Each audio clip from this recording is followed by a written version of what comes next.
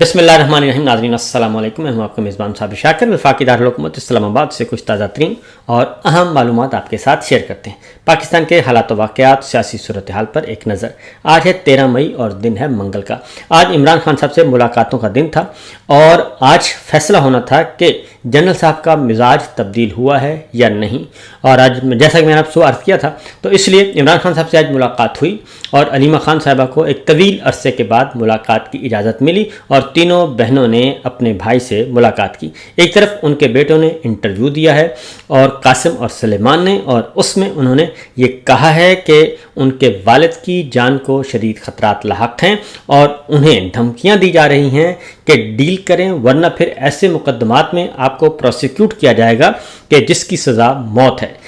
इमरान खान साहब के बेटों ने बरमला कहा कि अब जो कानूनी रास्ते हैं इमरान खान साहब की रिहाई के, वो सारे के सारे बंद किए जा रहे हैं, इसलिए हमें अब खुद मजबूरन आना पड़ा। और जब उनसे सवाल किया गया तो क्या आपके वालिद यानी कि इमरान खान साहब को मालूम है कि आप ये इंटरव्यू दे रहे हैं और ये बातें कर रहे हैं, तो उन्होंने बरमला कहा कि जी हाँ बिल्कुल, हमारे वालिद को इस बात का इल्म है कि हम इंटरव्यू दे रहे हैं, क्योंकि हमने काफ़ी इंतज़ार किया और इमरान खान साहब को पाकिस्तान के अंदर बदतरीन किस्म की फिस्तायत का और बदतरीन किस्म के सियासी इंतकाम का सामना करना पड़ रहा है और उनके हक़ में जो भी आवाज़ बुलंद करता है उसे उठा लिया जाता है, गिरफ़्तार कर लिया जाता है और उसके ख़िलाफ़ फिस्तायत का जो अमल है वो शुरू हो जाता है। और उन्होंने कहा कि इमरान खान साहब के बारे में उन्होंने कहा कि वो उनके वालिद जो हैं वो किसी भी सूरत में डील नहीं करेंगे। तो आज इमरान खान साहब से जो मुलाकात हुई उसमें अलीमा खान साहिबा ने जो बाहर आकर गुफ्तगू की, अलीमा खान साहिबा ने, नौरीन खान साहिबा ने, उसके बारे में भी आपको पहली खबर वहीं से स्टार्ट लेते हैं, क्योंकि तवील अरसे के बाद उन्हें मुलाकात की इजाज़त मिली और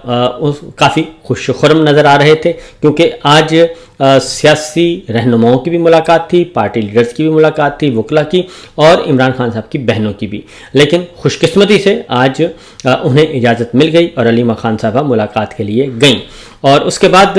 जो सिचुएशन रही वो मैं आपके सामने रख देता हूँ कि सबसे पहले तो opposition leader Punjab assembly Ahmad Khan Bhachar को मुलाकात की इजाज़त नहीं मिली और सलमान सफदर साहब को अलबत्ता मुलाकात की इजाज़त मिली और ज़हीर अब्बास साहब को मुलाकात की इजाज़त मिली। दो वकला जो हैं वो गए और साथ उनके थे बैरिस्टर गौहर, और बैरिस्टर गौहर साहब को भी आज वो हस्ब मामूल पहले भी उनको इजाज़त मिल जाती थी, आज भी उनको मिली है और उन्होंने आज इस बात पर मुसरत का इजहार किया कि आज खुशकिस्मती से जो है अलीमा खान साहबा को भी मुलाकात की इजाज़त मिल गई है। उन्होंने कहा कि 6 वकला के नाम दिए थे, ज़हीर अब्बास चौधरी और सलमान सफदर, और ख़ुद बैरिस्टर गौहर जो हैं वो अंदर जा सके जबकि बाकी कोई भी अंदर नहीं जा सका। और पहले तो रुकावटें खड़ी की गई थी हस्ब मामूल, लेकिन फिर जो है इनको इजाज़त दी गई। पाकिस्तान तहरीक इंसाफ के कारकुनान वहाँ पर पहुँचे हुए थे, नारेबाजी कर रहे थे और भरपूर तरीके से अपनी प्रेजेंस का इजहार कर रहे थे और नारे लगा रहे थे कि जनाब हम लेके रहेंगे आज़ादी, और इमरान खान साहब की रिहाई के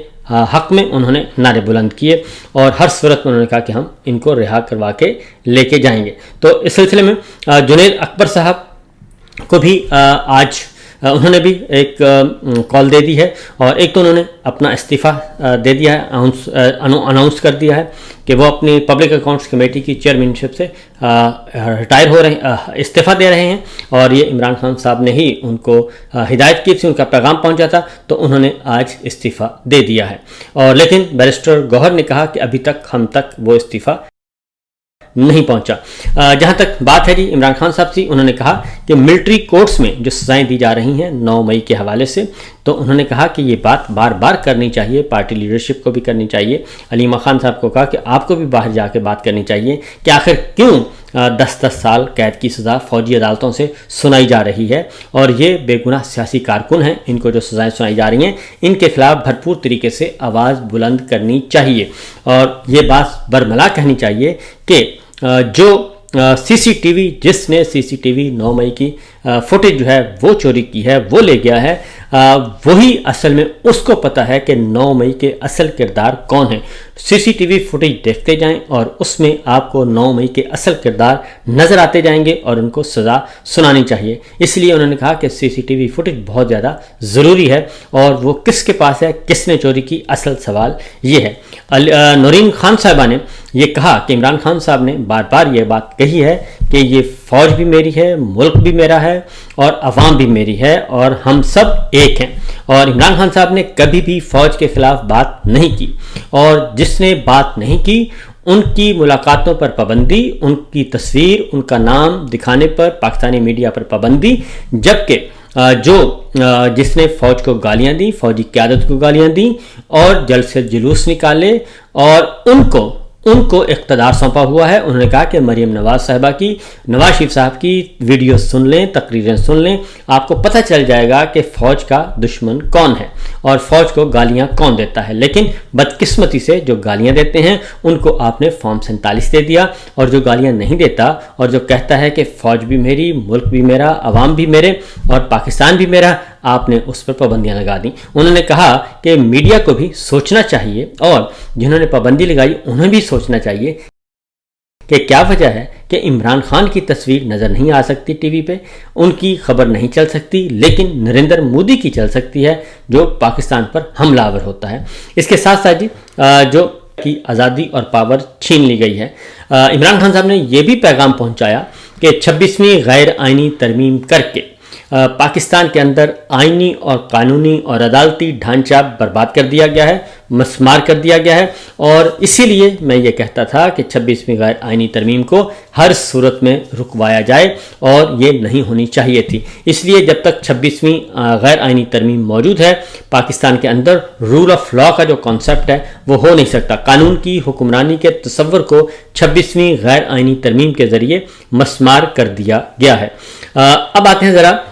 یہ تو پاکستان تحریک انصاف کی طرف سے عمران خان صاحب نے پیغام پہنچائے ہیں اور انہوں نے واضح طور پر یہ کہا۔ دوسری عمران خان صاحب سے متعلق ایک اور خبر بھی ہے، اور وہ ہے جناب صورتحال یہ ہے کہ اسلام آباد ہائی کورٹ میں ایک درخواست دائر کی گئی تھی عمران خان صاحب کی پیرول پر رہائی کے لیے۔ علی امین گنڈا پور صاحب نے اس پہ کیا تھا، پرسو کیا تھا، عدالت میں ایک پیٹیشن فائل کی تھی، اور اب جو خبریں آ رہی ہیں ان پر اعتراضات عائد کیے گئے تھے۔ اب عمران خان کی پیرول پر رہائی کے لیے دائر درخواست کل اعتراضات کے ساتھ سماعت کے لیے مقرر کر دی ہے، اور علی امین گنڈا پور صاحب اور ان کے وکلاء کو بھی انفارم کر دیا گیا ہے۔ قائم مقام چیف جسٹس سرفراز ڈوگر صاحب ہیں، وہ اس کی سماعت کریں گے، اور رجسٹرار آفس نے دائر درخواست پر متعدد اعتراضات دائر کر رکھے ہیں، اور انہوں نے کہا ہے کہ عمران خان صاحب جو ہیں وہ خود کیوں نہیں آئے اور متاثرہ فریق خود کیوں نہیں آیا اور آپ کیوں آئے ہیں، اور دوسرا یہ کہ نیب کیس میں سزا یافتہ مجرم کی پیرول پر رہائی کی درخواست میں نیب کو فریق ہی نہیں بنایا گیا، ان کو فریق کیوں نہیں بنایا گیا۔ تیسرا انہوں نے یہ کہا ہے کہ درخواست میں بتائے گئے فریقین کا بھی مکمل ایڈریس درج نہیں ہے۔ رجسٹرار آفس نے اعتراضات دور کر کے درخواست دوبارہ دائر کرنے کی ہدایت کی تھی، اور اب درخواست کو اوپن کورٹ میں سنا جائے گا۔ اب زیادہ امکان یہ ہے کہ اس میں جو اعتراضات ہیں وہ دور کر دیے جائیں گے، اور عمران خان صاحب کے حوالے سے جو نیب کو فریق بنا لیا جائے گا، ایڈریس درست کر دیے جائیں گے، اور اس کے بعد آگے بڑھا جائے گا۔ اور یہ بھی ہو سکتا ہے کہ کیونکہ سلمان اکرم راجہ صاحب کا خیال تھا کہ اس درخواست کا کوئی فائدہ نہیں ہے اور اس سے کوئی ریلیف نہیں ملنے والا، ہو سکتا ہے کہ کل یہ درخواست واپس بھی لے لی جائے۔ اب دیکھنا یہ ہے کہ عمران خان صاحب نے سلمان صفدر صاحب کو اس بارے میں کیا ہدایات دی ہیں اور کیا عمران خان صاحب کو یہ بتایا ہے۔ دوسرا، عمران خان صاحب کو یہ بھی بتایا گیا، یہ جو پاکستان اور بھارت کے درمیان جنگ ہوئی اور پاکستان نے یہ جنگ جیتی، تو عمران خان صاحب نے یہ کہا ہے کہ نریندر مودی قابل اعتبار نہیں ہے، وہ پاکستان پر دوبارہ چھپ کر وار کرے گا، اور اس لیے ہماری مسلح افواج کو اس کے لیے تیار رہنا چاہیے، اور اس کے لیے پاکستان کی قوم کو متحد رہنا چاہیے۔ اس کے ساتھ ساتھ انہوں نے اپنی سوشل میڈیا ٹیم کو بھی اپریشیٹ کیا کہ انہوں نے اس مشکل وقت میں پاکستان کے نیریٹو کو پوری دنیا میں پھیلایا اور بھارتی پروپیگنڈے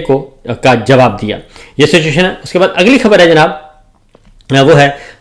ISPR، پاک فوج کے ترجمان نے، پاک فوج کے شعبہ تعلقات عامہ نے یہ اب صورتحال سے آگاہ کیا ہے کہ اس لڑائی میں پاکستان کا کتنا جانی نقصان ہوا،